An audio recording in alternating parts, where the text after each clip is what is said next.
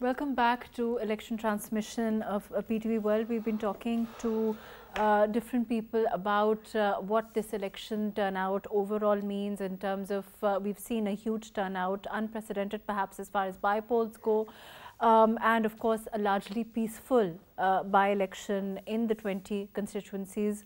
What are some of the result trends? Of course, we don't know what the confirmed results are at this time. We'll be talking about that.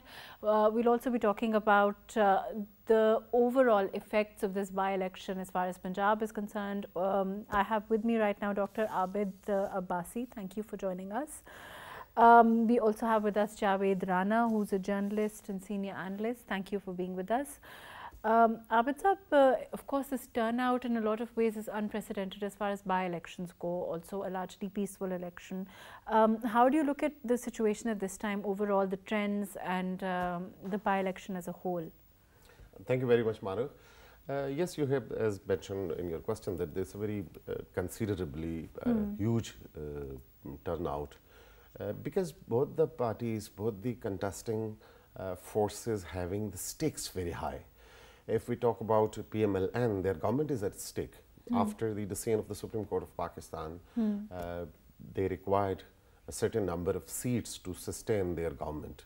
So obviously they contested these elections so vehemently. Maryam Nawaz Sharif, the vice president of PMLN, she very rigorously launched a movement to attract the voters in Punjab. She addressed to gatherings in every constituency of these, out of these 20 constituencies. Similarly, Imran Khan, ironically, on one side, he resigned from the National Assembly by alleging that this assembly has lost the support of the people of Pakistan and the quote-unquote the regime change theory, regime change allegations he has levied against this parliament. But interestingly, he is very much in the run, and he launched a very rigorous campaign to bring into office Chaudhry Parvez Ilahi in Punjab. So both the parties having their stakes very high, so every political party out of them, they tried their level best to bring the voters out of their homes to cast their votes, because on one side the government is at the stake, and if Punjab PMLN lost Punjab, obviously their government in centre would also be in a very shabby kind of condition.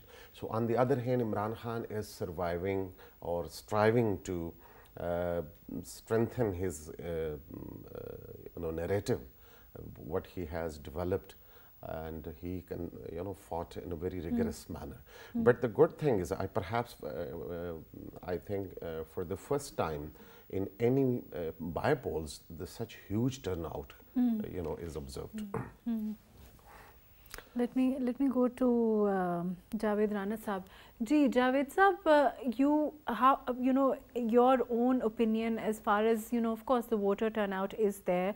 There's only a small percentage of the results at this time.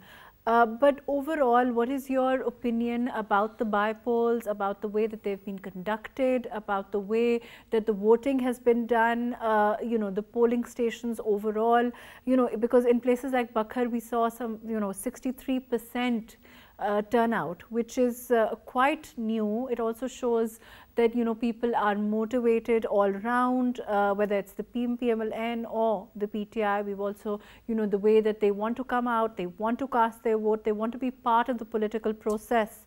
How do you see things? Well, my opinion is not very different to what I told you some 2 weeks ago in your program, that the PMLN could possibly face the setback. And as we see on the ground now, there is a 40 to 50% now polling that has been counted, and that suggests that the PTI is clearly leading. They are winning 17 seats. I think this is a big setback if nothing big happens. Because so far we haven't heard any irregularity from any side in the counting process. You may recall. But Javed Sahab, isn't it true that these are largely urban seats, and the PMLN is supposed to be strong in rural areas, if I'm not wrong? Well, I think the trend among people seems to be changing. Now mobile is everywhere in the villages. in the towns, and the people are getting information. It appears that the narrative that the former Prime Minister Imran Khan built up, that has been taken very seriously. And this is an alarming sign for the PMLN. But you know, in terms of the narrative, I want to, you know, the Prime Minister tweeted today when he spoke about, you know, he talked about Imran Khan's narrative. And he said that, you know, it's a person of Imran Khan's caliber who's been the former Prime Minister, whatever Prime Minister Shehbaz Sharif said as far as him holding public office. All of those things also are, and you know, when you talk about this narrative as far as the conspiracy theory is concerned, and then also the cipher and the Supreme Court's comments on it, don't you think it also is alarming in the sense that, you know, the polarization in society and then coming, and this narrative coming from someone again who's held public office of that magnitude? Well, I think going by the surveys, different by Gallup survey of Pakistan, just 2 months ago, they said that 72% Pakistanis consider the US its enemy. In a country where 80,000 people died because Pakistan participated in American war against terror, the allegations against Americans are heard very seriously. And when we talk about the conspiracy theories, I think now the Security Council meeting, the Cabinet Committee Security Council meeting, it clearly endorsed the indirectly the allegations of the former Prime Minister. It said twice, even under the premiership of the Shehbaz Sharif, that there was an element of interference. Now this interference is considered to be the second part of conspiracy. So without getting into those things, but I think his allegations were seriously taken. That is one part of it. And then I think there is also an element of public resentment against the price hike. Some 5 months back, the former Prime Minister was unpopular because of price hike. And when this government came into power, it multiplied the price hike. Probably what the previous government could not do in 3 years and 8 months, this government had to do go for a price hike, go for raising the price of the petroleum and other products. But as far as the PMLN is concerned, and you know, we saw Mariam Nawaz speak at gatherings. You know, she categorically said, and of course, you know, as far as the Prime Minister is also concerned, the Finance Minister, there is an ownership that overall, as far as inflation, price hike is concerned, and then also a reason. And for them, you know, they've said that we've gone to the people, we've said to the people, this is what we've had to do, we've had to take these tough decisions, and the people understand. And they are fully cognizant of the fact that these decisions have to be taken, and then, you know, the fuel price and the corresponding reduction to meet with the international market, and that's its demands. Well, I think that is a partly true, but the original sin which the opposition parties committed was toppling a government, though in a very constitutional manner. But I don't understand that they knew it, that they will come into power, they will have to go for an unprecedented price hike. That the Ukraine war was there, the petroleum prices were high in the market. And I think because of the prosecution that the opposition parties were facing, they had to go for removing this government, and now they have faced the public resentment. And obviously, this result is a very, again I would say, is a setback for the PMLN and other coalition partners. And this also means that perhaps now, as the situation suggests on the ground, the days of the Punjab government and the days of the federal governments have been numbered now. Because Javed Saab, let me come back to you. I'm going to go to Abid Saab ji. Abid Saab, like we were earlier talking about, do you think that this is, I mean, as we don't know at this time, of course, what the ultimate results will be. There are probably surprises one can expect at this time. In terms of urban and rural divide, isn't the PMLN stronghold supposed to be the rural side? And the results are largely urban, no, at this time? Obviously, the nearby cities and nearby polling stations, the results, you know, are coming so quickly, and the rural areas, the time is taken to bring the results on the surface. This is very true. But let me talk about the realities, ground realities, because so far we do not know what would be the ultimate result, Right. what would be the exact results. Probably it would be at late night or early in the morning, the whole results would be on surface, would be in front of us. But if we analyze scientifically what actually these elections could bear the results, Prime Minister Imran Khan, while being in office, along with the government of Punjab in his hands, in terms of Usman Buzdar's government, 19 by-elections were held, and 18 elections were won by opposition parties. Even those seats which were won by PTI during the general elections of 2018, those were also won by the opposition parties. After ousting from the power, and Prime Minister was Imran Khan was ousted from the power in a purely constitutional manner. The vote of no confidence was presented, against him, or the allied forces, the allied parties, which were actually the part of the government, they taken back their supports and supported the opposition.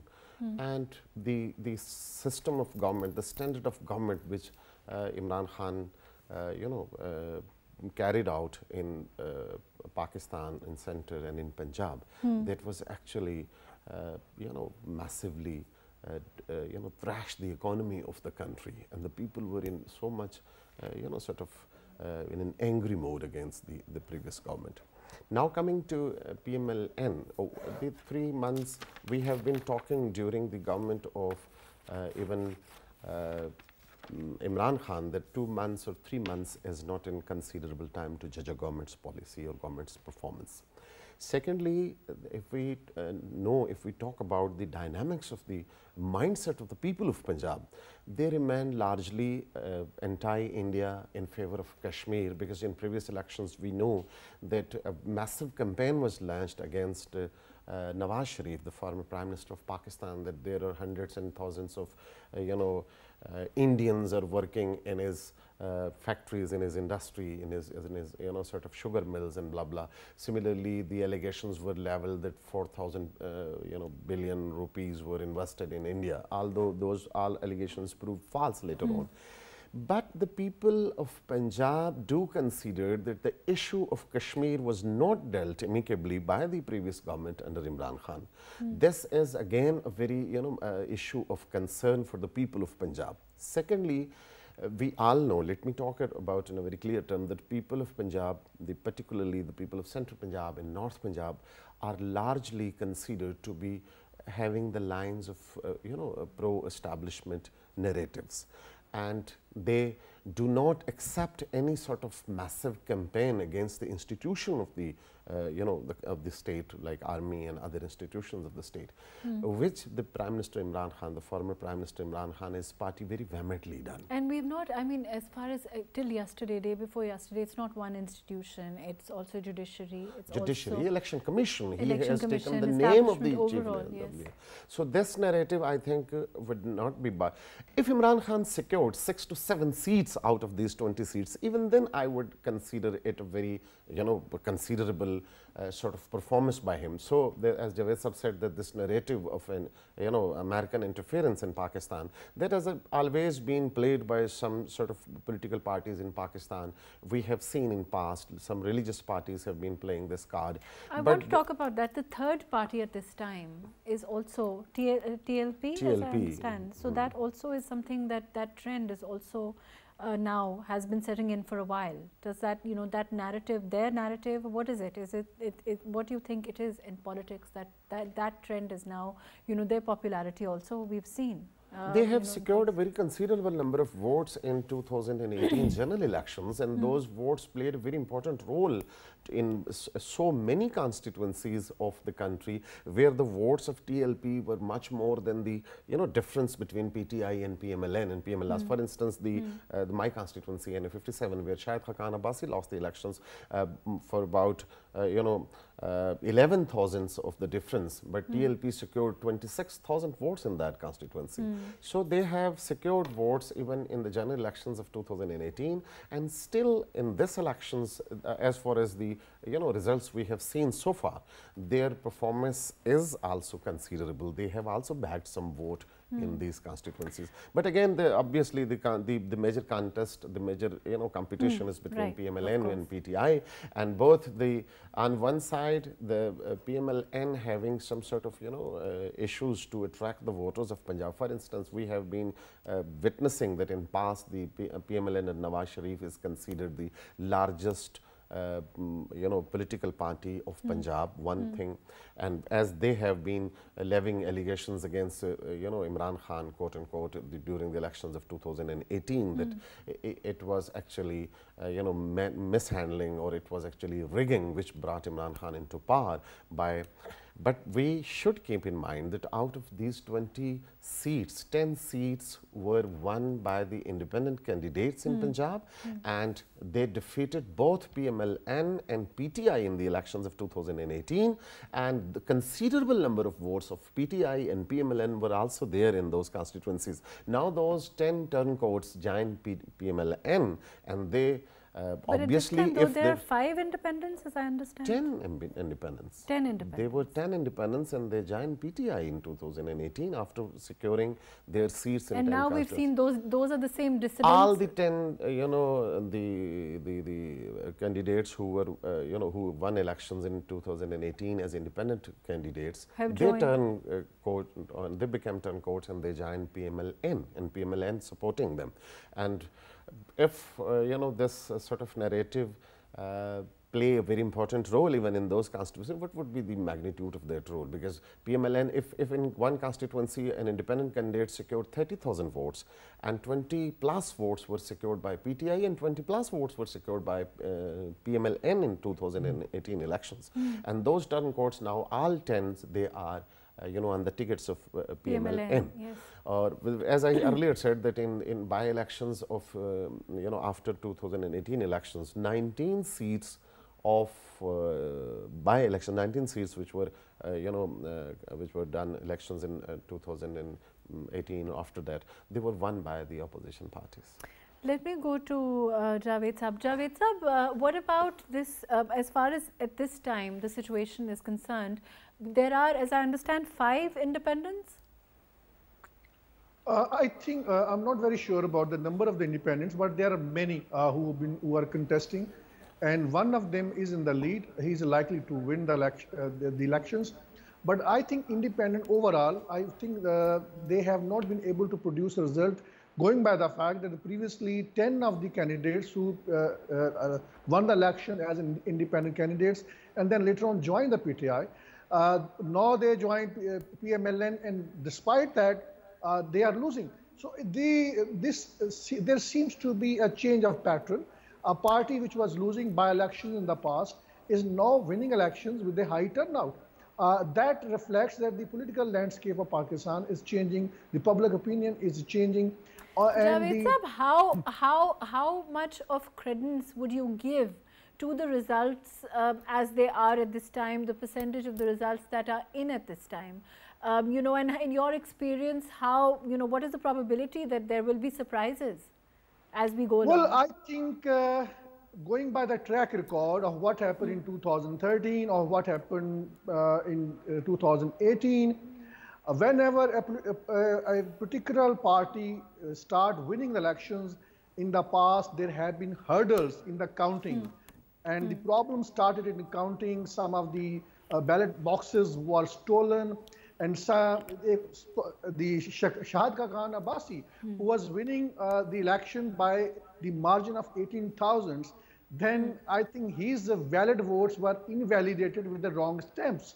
So I think if that kind of situation does not reoccur, there is a greater possibility that the PTI would comfortably win these by-elections.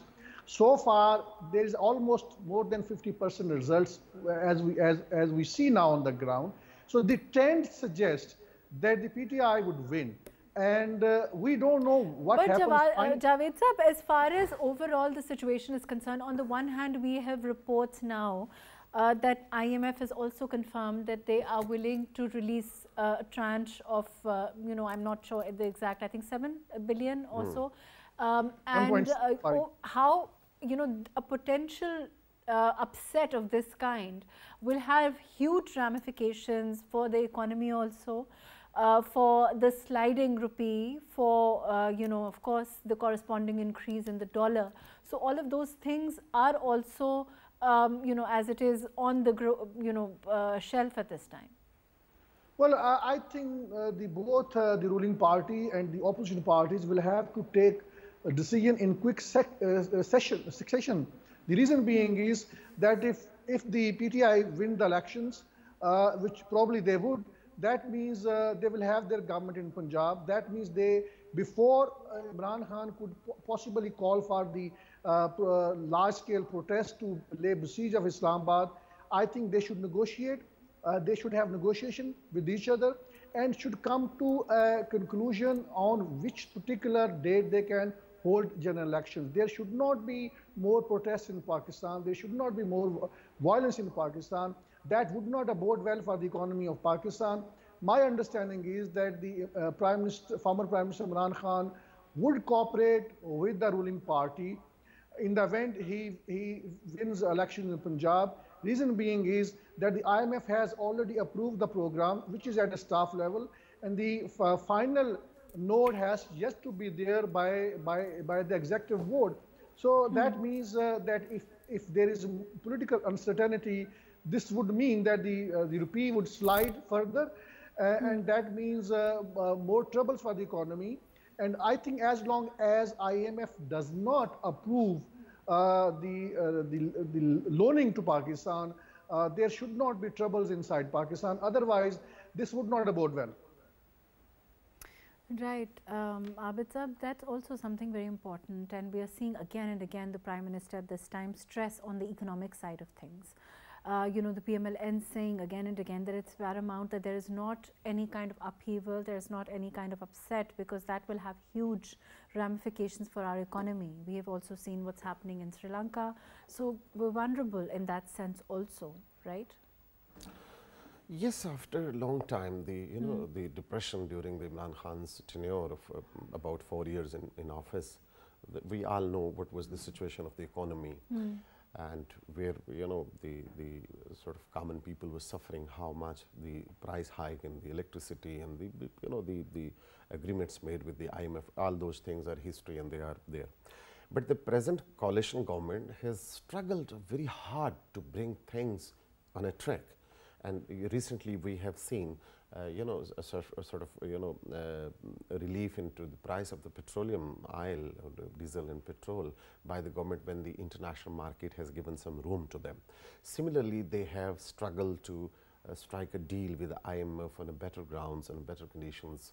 And when the IMF is agreed to give some relief to Pakistan, to make an agreement with Pakistan, the rest of the donor agencies also feeling so comfortable that rather it's an endorsement to give some relief. We have seen $200 million from World Bank for the agriculture development in Punjab, and so many others donors are having intentions to ease Pakistan from this economic crunch and this economic crisis.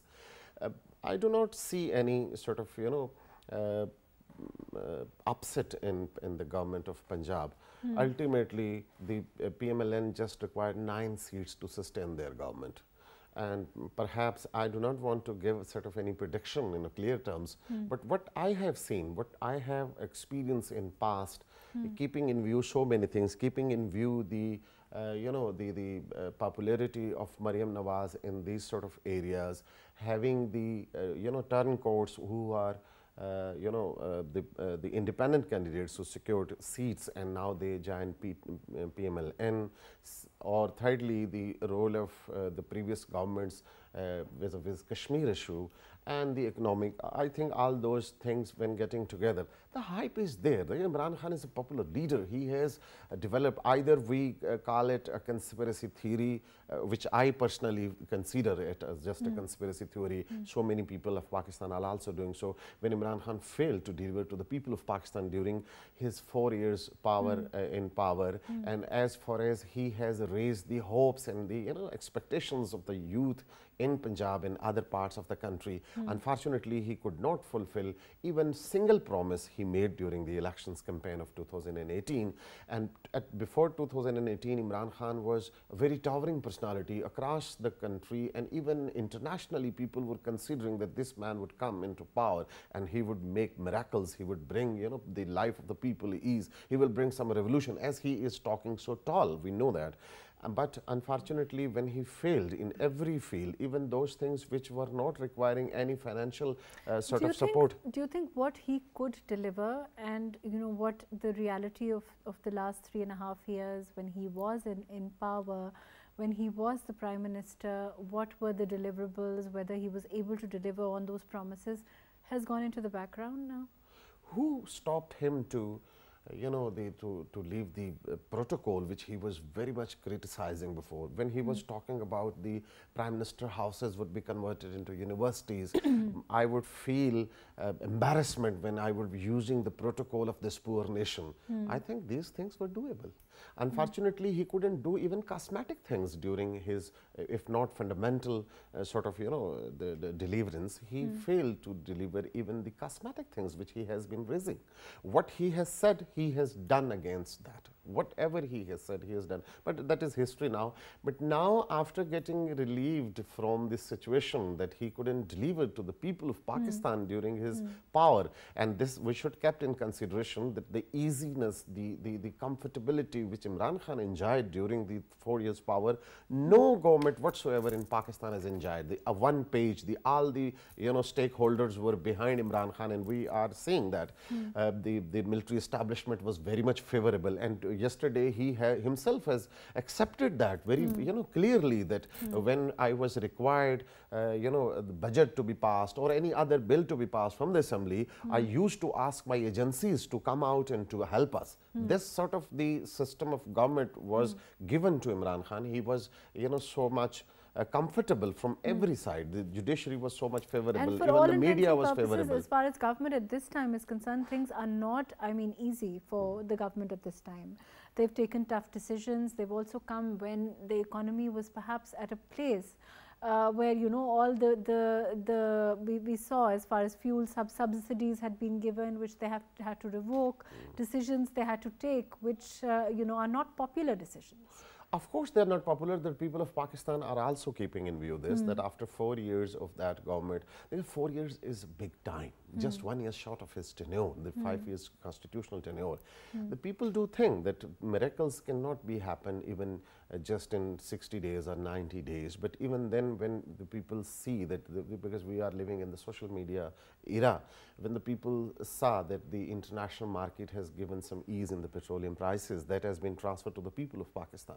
Similarly, in the previous budget, that budget was not to be made by the new government, but actually the policies of the previous government was there. But even then, they have raised the salaries of the common people. No new tax was levied in the budget, despite the fact that every independent institution, financial or political, was of the view that Imran Khan government has sort of completely failed to bring some positive policies in shelf. So despite all those things, the new government presented a budget, and that budget was considered. We have not seen any sort of considerable, any sort of valid criticism against that budget. So people of Pakistan are also saying, and if we talk about largely about the Punjab, the Punjabi people are considered comparatively more politically awakened, or they know what the government intend, what the government is making the policies. This news of dealing with IMF, there's also been played a very important role.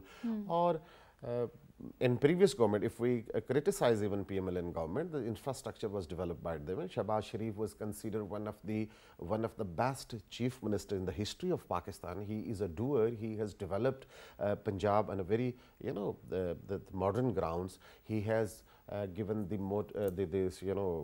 metro bus service in 4 big cities of Punjab, the Lahore mass transit train system, that the Orange Line train, and construction of roads in Punjab, all those things also matter. Or people do, the PMLN is a very major stakeholder in Punjab, or people do consider all those things while voting. But I am so much of the view, after having into consideration all these things, that this regime of the government of Punjab, the PMLN's government of Punjab, would never go anywhere that would sustain. Javed sir, as far as Lahore is concerned in particular, the 4 constituencies there, what is the overall position in your opinion as far as Lahore is concerned? Again, the trend is there also in favor of PTI. And that is shocking because this particular city is known to be the heartland of PMLN, and losing election over there or winning with a less margin is very questionable. I think at the end of the day, whenever the political calculations are made after this election, or maybe 6 months down the line, if there are general elections, PMLN would regret of its decision of the, coming up with a no confidence motion. But again, the reason I'm saying is this, because the PTI government was very unpopular because of approaching IMF. Everybody knew that the PTI could not have won the elections. And with the toppling of the government, new lease of political life was given to the PTI. And that is a miscalculation. And at the heart of those miscalculations, there are reasons which I don't want to get into. But certainly, I think they probably would politically regret of what mistakes they politically made during last couple of months. Which are some of the constituencies you feel where, as far as the PMLN is concerned, we've also seen, where the reports are, what is the trend as far as rural areas are concerned? Can you tell us I think it is still premature to prejudge what is the trend in the rural areas, because right now, as we speak, we are getting results, overall results, not from any particular side of the constituencies. I think the picture that is developing right now, that needs to be understood in a broader way, and that picture is that the public perception is hugely changing in Pakistan. The traditional track record of the political parties, like Javed, what about the voter turnout and its indication that people are becoming more politically savvy, they're becoming more politically aware? They want to come out, they want to vote, and also traditionally it was also said that as far as, the middle classes are concerned, less of them actually manage to go and vote, and and that trend, do you think that's also changing overall? Well, going by what I have seen on the televisions, today there were more number of the people on the polling booths managed by the PTI. That means the PTI managed to bring out people. And that means that there was perhaps an element of disappointment and also political wranglings, division within the PMLN, because the traditional candidates of the PMLN, they did not fully support those candidates who joined just within the last couple of weeks. So I think there are so many factors. But the good thing, as you rightly pointed out, is a high turnout. This means that there is more political awareness among people. People are getting more conscious about the international issues. People are getting more conscious about Pakistan's foreign policy and the intricacies embedded with the domestic politics. And I think the kind of the campaign that the former Prime Minister has launched, it seems that it is producing results. And if he finally wins these elections from Punjab, that would mean that there will be more pressure on the ruling coalition. There will be more pressure on the establishment. That means the early elections in Pakistan is a simply matter of time. It is a matter of days, if not months.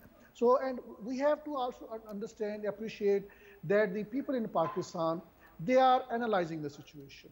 they are understanding the situation. PMLN had a kind of a political mindset. They thought that perhaps people are still in 90s. And this is also a but signal. Javed Sahab, also in terms of, you know, mobilizing people, we saw what happened on May 25th in terms of getting people to come out. And, you know, I think there was, as far as a reality check for the PTI, lessons within for the leadership. We also saw the structure of PTI being reorganized by Imran Khan. So, you know, you think that perhaps there has been concentration in that area by himself or by the party as a whole, and perhaps those things have also mobilized the voter overall? That may be a factor, but I think previously the way the previous government, the way this current government handled the PTI's protest, I think by using excessive force, by using excessive gas, I think that also backfired among people. They could have given a very tough time to the ruling party at that point of time. Excessive use of force, I think that also backfired. But as far as the by-polls are concerned, of course, they've been largely, you know, they haven't been violent. There's been no untoward incident overall. There's been no report of any magnitude as far as even rigging or incidents that one can, you know, perhaps say that there has been, you know, rigging, or there has been some violence or anything like that overall. I think there was isolated cases of rigging in there was one. But again, you know, we had Ehsan Afzal a while ago, and he said that things like where your vote is registered, and all, you know, perhaps the distribution of it as far as family members are concerned, things like that has happened across the board. And he himself, you know, he said that PMLN also has been Lahore, at the end of that. One person who was supposed to be supervising the election process inside the polling station, he was caught by stamping in favor of the ruling party 600 times. 600 votes were bogus. But again, these are isolated cases. But as a pattern, I would say, I agree with you, there were no major cases of rigging incident. And more importantly, luckily, we haven't heard any allegation against the establishment on the polling day. This is a very positive development. There were allegations against them that during the pre-polling process, but now it seems that I think luckily we haven't heard that. But Rana Sahab, we will know when the PTI comes out, and whether, you know, if it doesn't win, whether they will have the kind of largesse to accept the results, and whether, you know, more allegations will follow as far as Abid Sahab, we were earlier talking about as far as your establishment is concerned, as far as your institutions are concerned, or not in a while, right? I think, you see, these are the provincial assembly constituencies, which means they are not very big. If the election results are delayed, this is the Punjab, these are the not remote areas. And I think then something somewhere could go wrong. These election results should not be stopped. And I hope this happens. My understanding is that this will go on as it is happening right now. But if these election results are changed, certainly evidence would emerge on the ground. This is we need to see. I think we can all agree that as a general rule, we need to see results being accepted. We need to see people owning up to the overall election results instead of crying foul, whichever side loses. Right, Abid Sahab? Of course, unfortunately, this has been happening in Pakistan. Every elections were, you know, alleged to be rigged in favor of party A or party B. But this is, I think, high time. And you very rightly said that even today, in the day of the polling, no allegation was levied by of any considerable magnitude. Though, as Javed Sahab said, that during the campaign, former Prime Minister Imran Khan has very openly taking the name Mr. X and Mr. Y, and blah blah. But and overall of institutions, you know. Yes, on the institutions, even he talked, so critical about the election commission, and he has taken the name of the making mockery of the chairman election commission. But today we haven't seen any sort of allegation or any sort of considerable irregularity, and I think the Election Commission should also be given this credit that they has in a very tense and polarized situation, they have conducted the elections in a manner that so far we haven't observed any sort of irregularity. This is the positive thing of the elections, but I must say that it is too early to predict what would be the results, because unfortunately, if we talk about the private media of the country, the people are having their lines to give favor to party A or party B. We know so many anchors, so many media channels which are supporting party A or party B, whatever. But if the one party is ahead of a few hundred votes, it doesn't mean that that victory would continue till 124 polling stations and 135 polling stations. On that note, thank you so much for joining us. Abid Saab, thank you for being with us. Javed Rana Saab, thank you for joining us.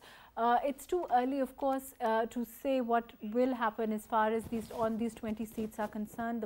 The counting, of course, is in process.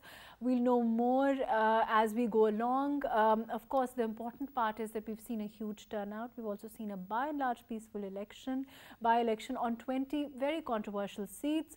It means it's a welcoming trend for the future, for all political parties, for the parliamentary process of the country. Thank you so much for being with us today.